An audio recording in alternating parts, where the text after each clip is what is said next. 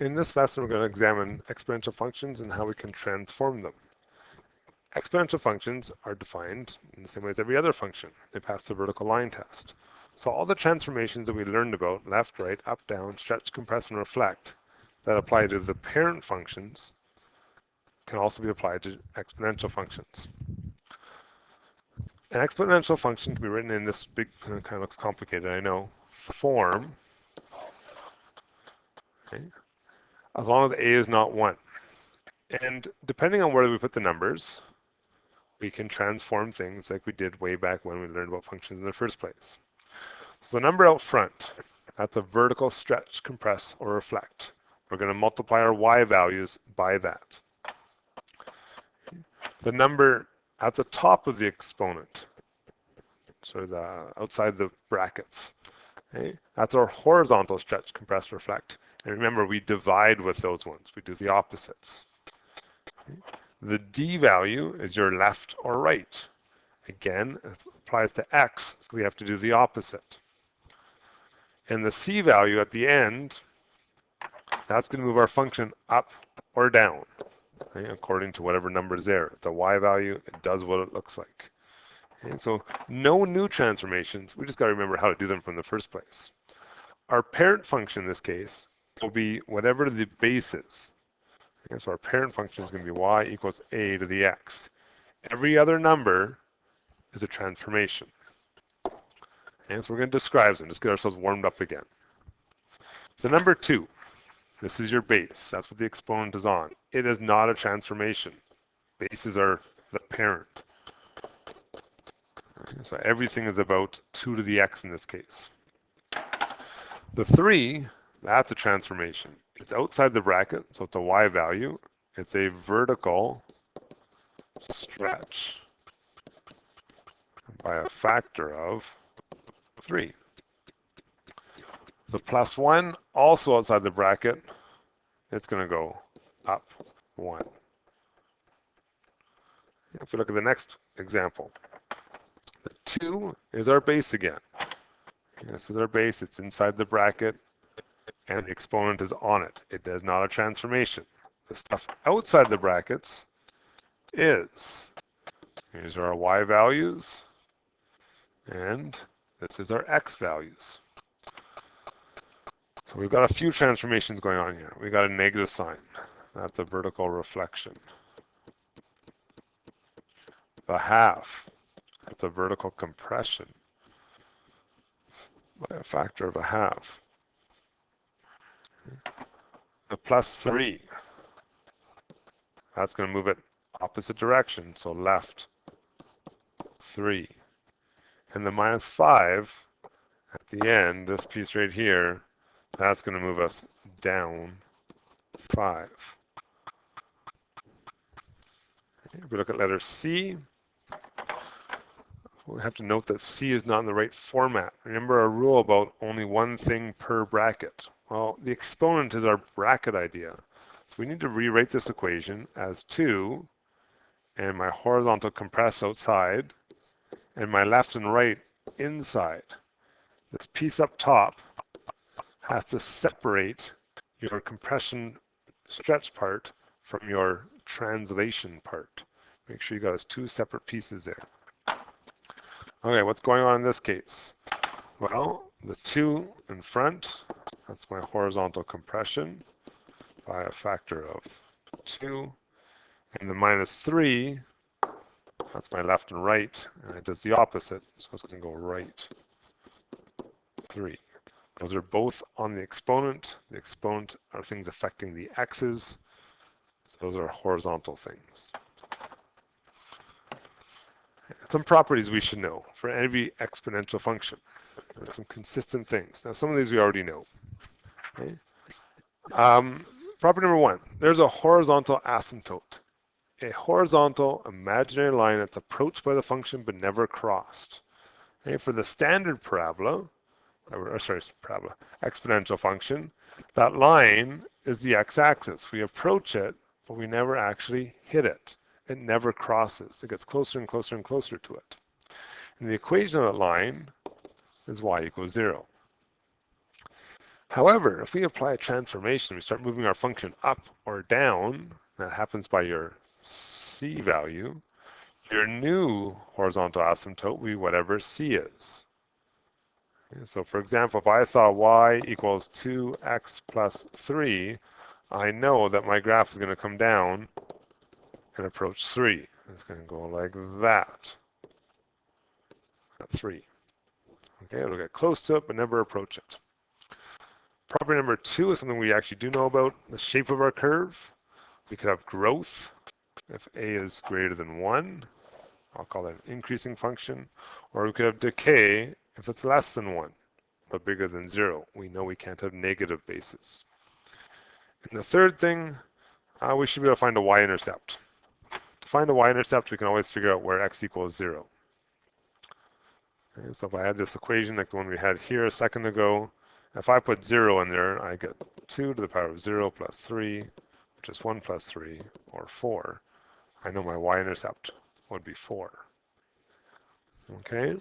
Some of these properties you're going to look at the graph for. You can see a horizontal asymptote, you can see a y-intercept, you can see if it's increasing or decreasing, or we can just look at the equations and figure out the same things. So we're going to try some things. We're going to write two different equations to represent an exponential function that has a y-intercept of 5 and an asymptote at y equals negative 2. So what should that look like? All of our functions are going to be in the form b times a to the x plus c. C is our horizontal asymptote. I know that right off the bat. I have to have a minus 2 over here. Okay. My a value is my base.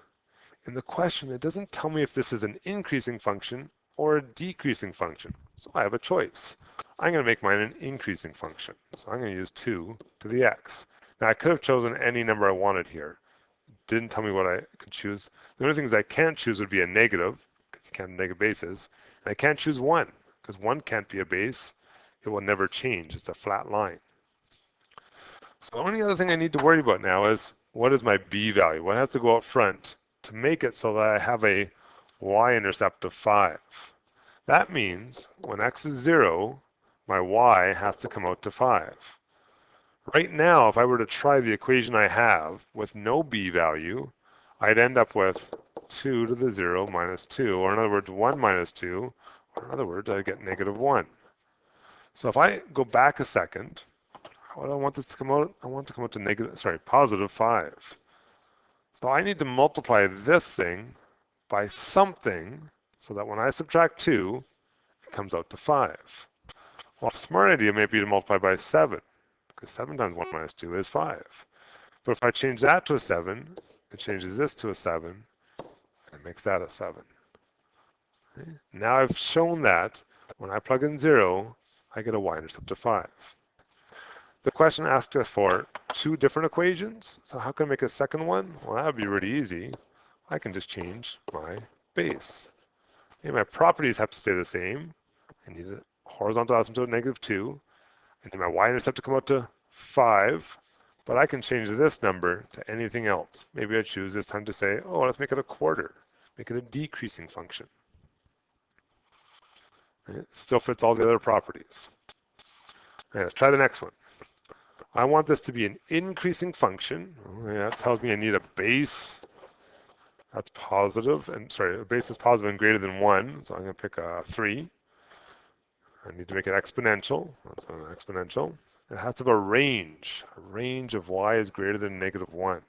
What does that tell me? Well, it tells me it's got to be higher than that line. In other words, it tells me the horizontal asymptote. It's a tricky way of telling us that. And it has to have a y-intercept of 5 again. Okay. So I might need to put a number here. Let's try it out the way it is. If I try out 3 to the 0, that's what y-intercepts are, and I subtract 1, I end up with 1 minus 1. Uh-oh, I've got 0. That's not going to work. I need to work my way backwards. I need this to come out to 5, which means this thing here has to be a 6. 6 minus 1 is 5, which means this has to be a 6, which means that has to be a 6. There's 1. Again, it's only 1 because I was allowed to choose any number for my base as long as it was an increasing function. Okay, I'm going to give you the equation this time. We'll work with the equation. So if I look at that equation, some things I should be able to figure out. Number 1, letter A. We'll do question 1. A. What is the horizontal asymptote? The horizontal asymptote is always our C value, right there. Make sure that we write it as an equation. So y equals -8. Is this function increasing or decreasing? Well, my base is bigger than 1. That tells me it's a increasing function. The y-intercept, I can calculate that if I make my x be 0. So we're going to put 0 in for x. 0 plus 1 minus 8. And then I have to do my calculations. So BEDMAS says do our exponent first. So I need to do 3 to the 1, which is just 3. 9 times 3 makes 27.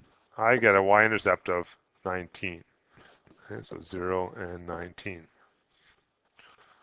The domain of a exponential function. How far left and right do they go?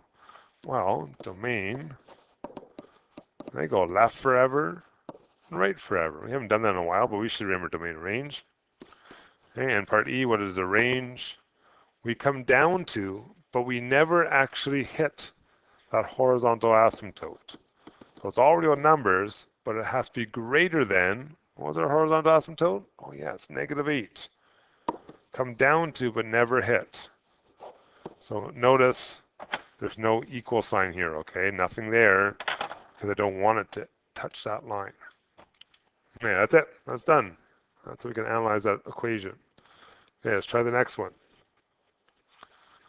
Okay. Oh, did you catch the wrong thing in the format? I hope you did. 1/5, 3, x plus 2. That's going to be important. Okay. It's not actually going to affect our question this time, but if we had to describe things, it totally would affect the left and right translations. Okay, what is our horizontal asymptote? That's the piece out here. There's nothing there. Y is 0. Okay, our base is less than 1. That's a decreasing function. Our y-intercept, let's figure out 1/5 and 3 times 0 plus 2. So I get 1/5, 0.2 to the power of 6. And if you want to leave it as a fraction, you can, 1/5. Or you can do the exponent, or sorry, the base of the decimal.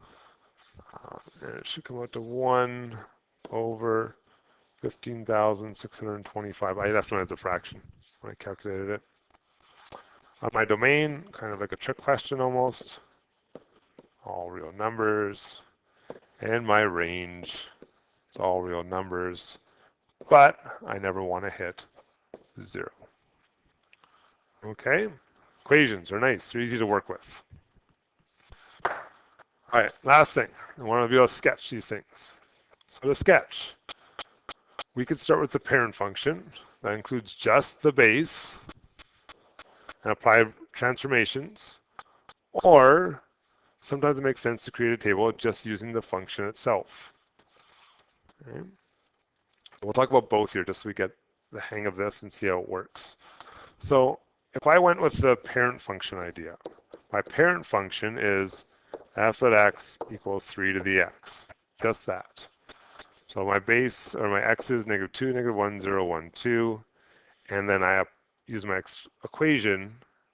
And if I try 3 to the -2, I get 1/9. 3 to -1 is 1/3. 3 to the 0 is 1. 3 to the 1 is 3. And 9. And this one came from 3 to the -2, which is 1 over 3 squared, which is 1/9, right? Just doing it fast.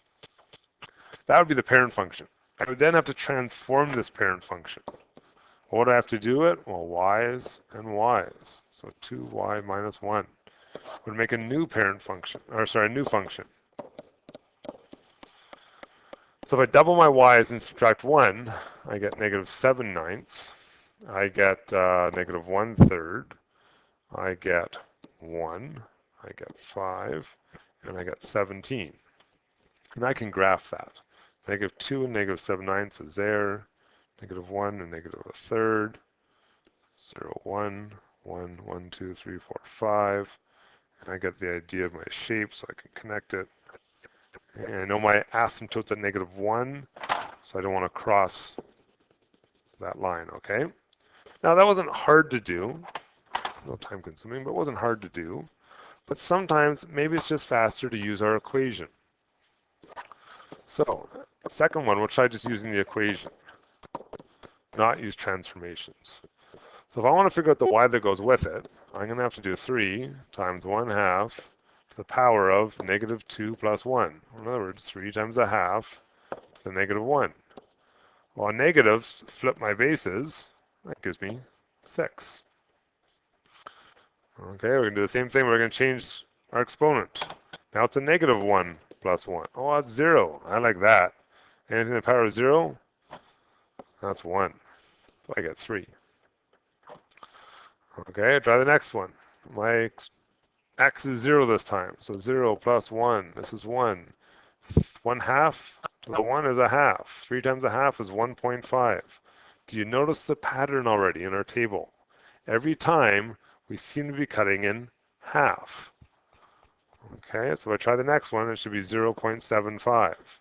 And if I do try the next one, just to see what happens, we'll get 1 plus 1 is exponent, 2, 1/2 squared is 1/4 or 0.25, and 3 times 0.25 is 0.75.